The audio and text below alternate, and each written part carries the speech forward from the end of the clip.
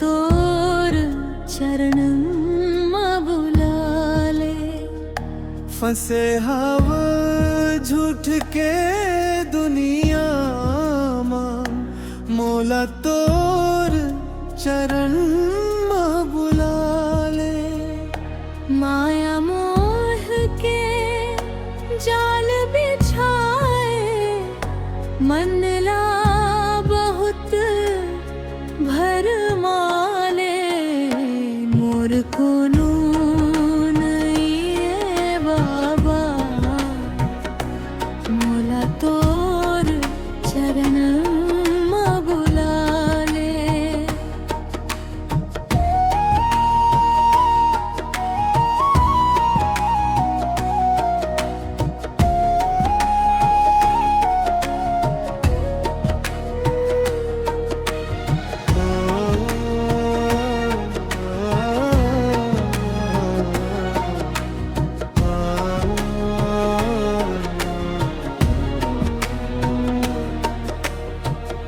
झूठ कपट के बाजार लगिस सचला सब भूला डारे। अपन कही के संग चलीन बीच रद्दामा छोड़ डारे।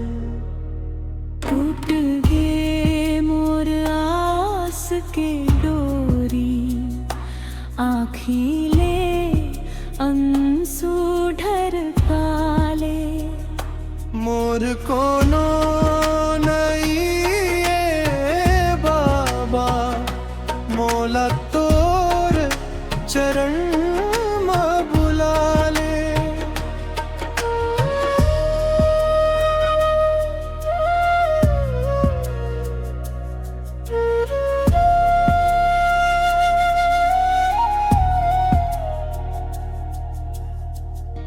दुख के बादर घेर लेस है सुख के सूरज लुकागे।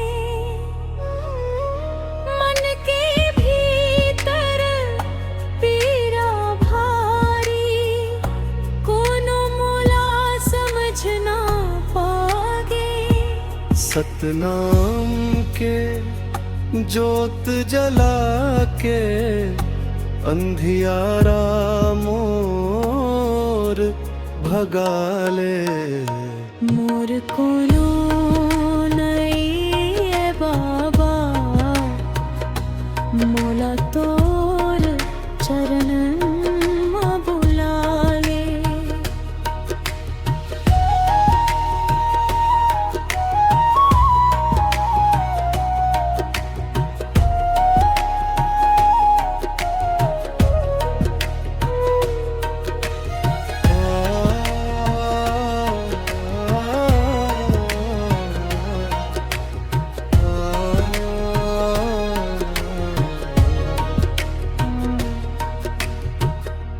दुनिया दौलत झूठ लगत है सब सपना कस टूट जाते।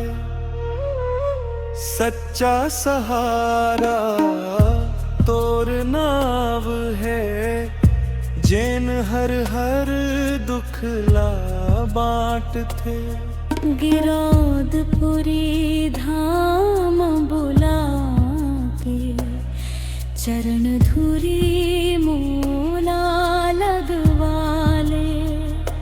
मोर कोनो नहीं है बाबा मोला तोर चरण बुलाले।